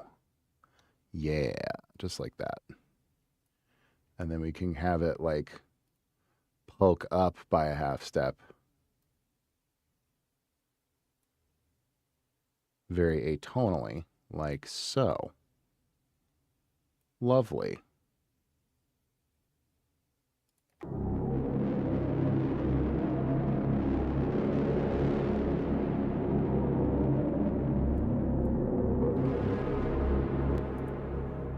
Put that there and put that there. Move it to there. Do that with it and then like go over here and put it there.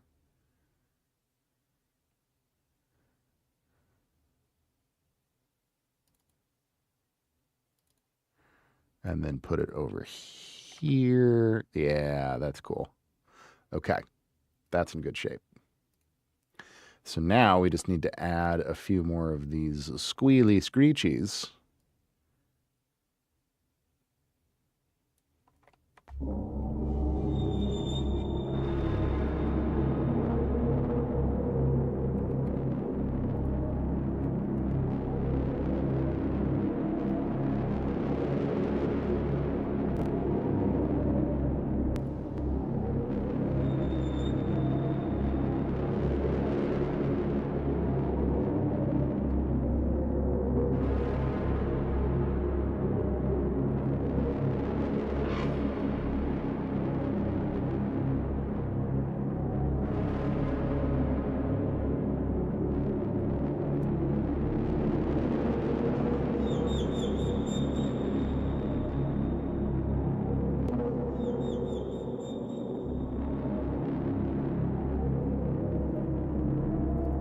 Except we're going to pitch him way down.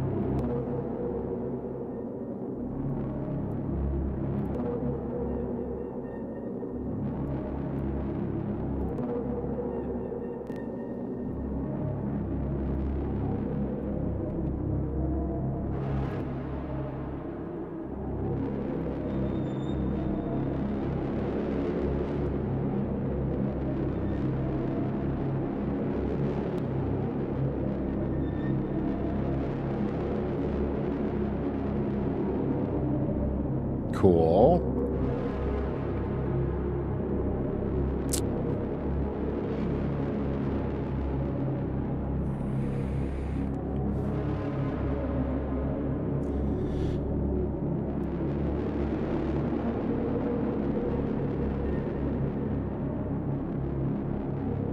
Just little textures hiding off in the distance.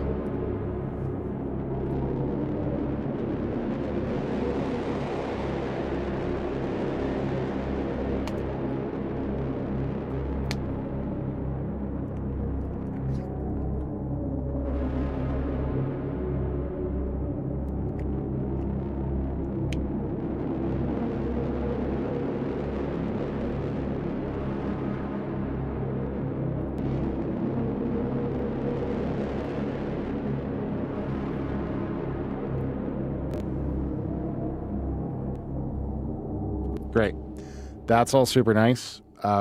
Probably do strings here as well. What was the... Jake had sent me a really, really fucking cool...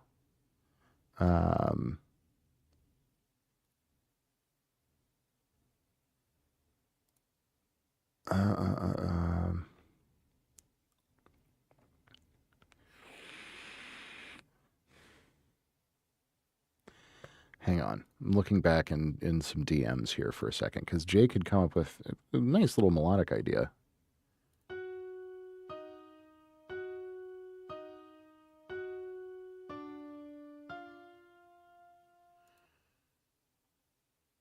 What would that be? Where the hell is he at?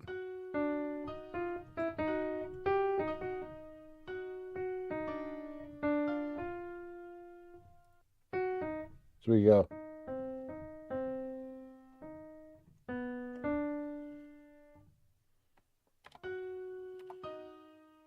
Hang on.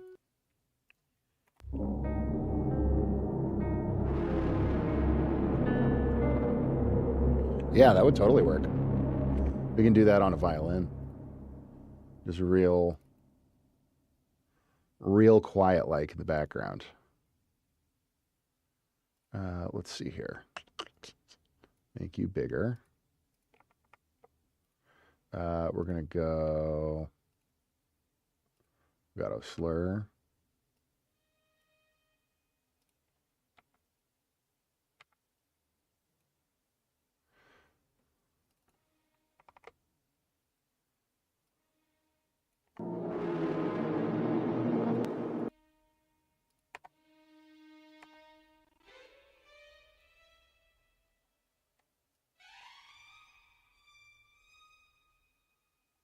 Can we go an octave higher? We can.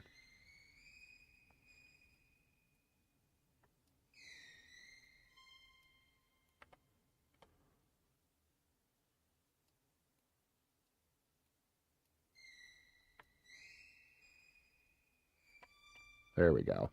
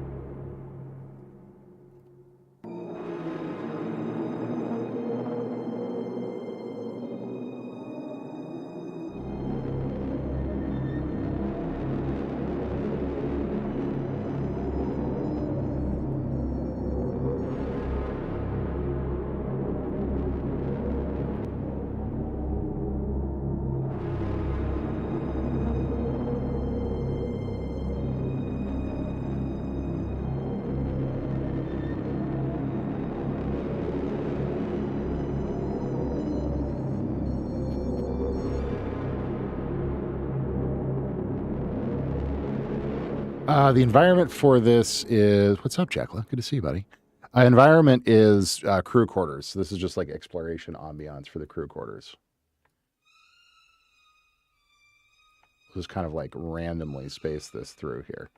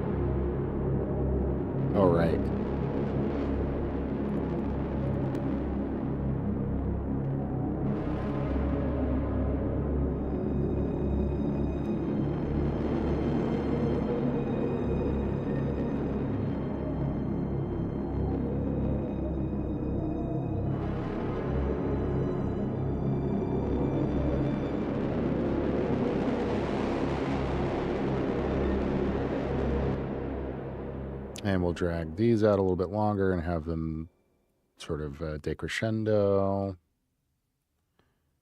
Like this. Yeah, like that. And then copy this around. Very spooky and weird.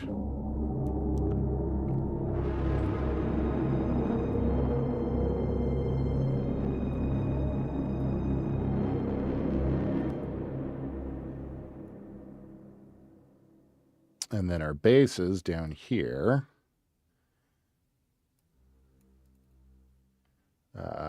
Let's get these just a low drone.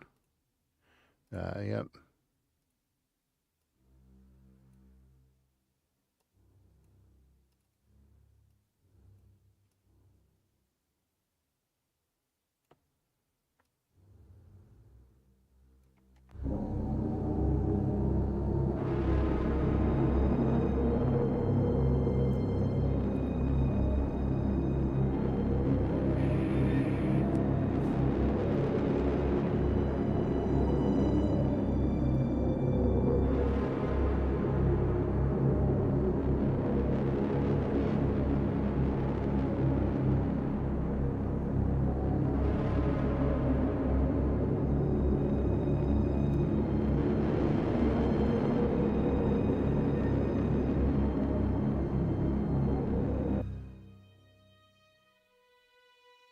And we're going to do a rondo here. We never get to do rondos. Rondos are super fun and silly. Where one phrase ends and the next phrase picks up.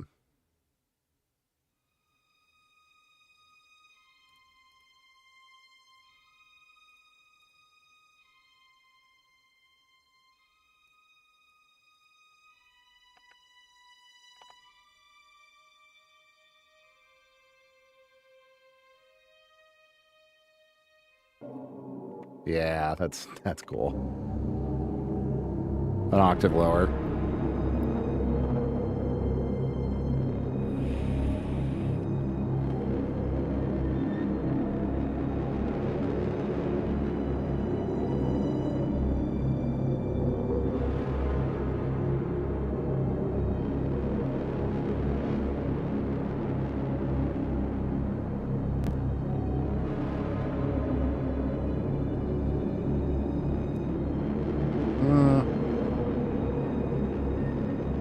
Actually, no, I don't like that. And I don't actually like it playing that the first time there. I think we want to do more like aleatoric, super weird textures.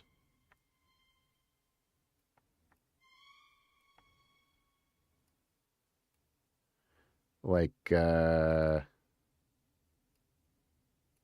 like this.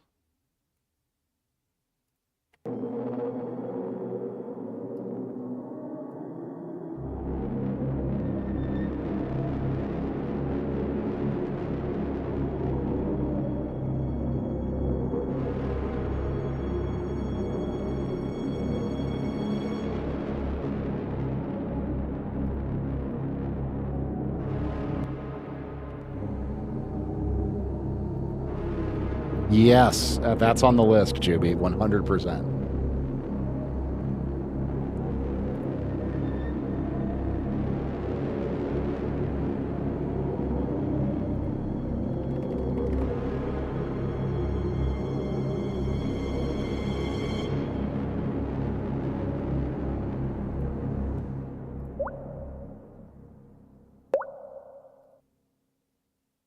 You absolutely understand the mission.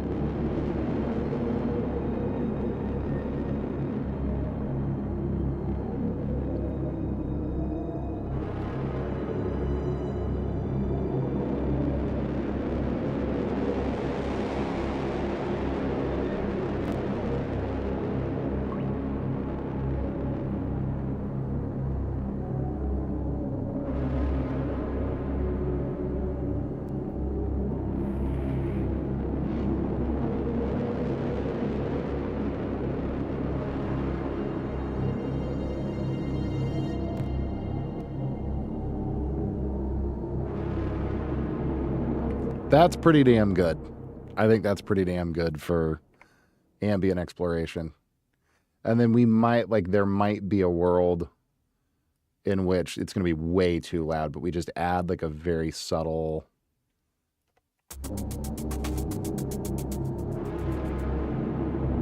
much quieter than that.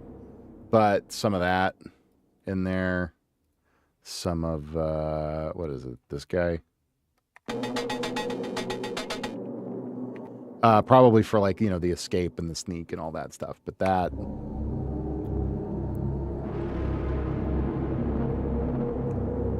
that's pretty dang neat.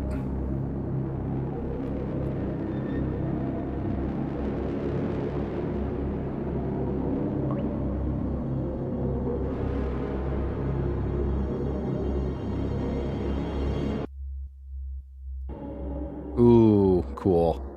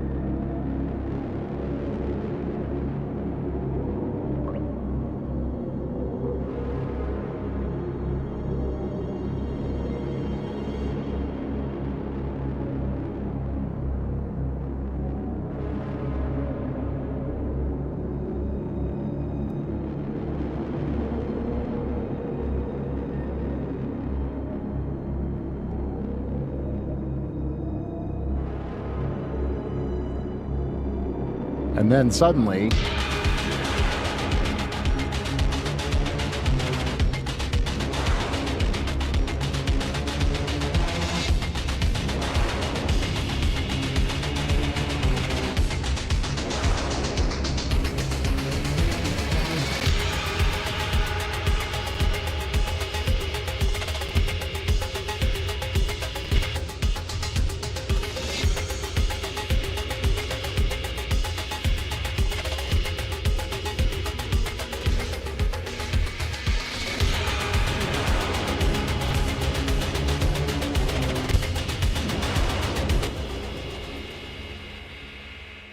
that's pretty dang good. Those work together really well, too. Just the texture of it all is great. Okay. On that note, we got to call it for today because I got to go get ready for dinner with friends. And my husband literally just called me. Perfect timing. All right, guys, I got to get out of here. But thank you very much for hanging out. I appreciate it. We will be back on Monday, I think, with a full Feedback Monday for you guys, which will be a great time. So, yeah, you know, as always, see you then, I guess. Have a great night, evening, morning, afternoon, weekend. Have a great weekend. And whatever else you got going on. We'll see you guys very soon. Thanks. Sorry to run. Bye.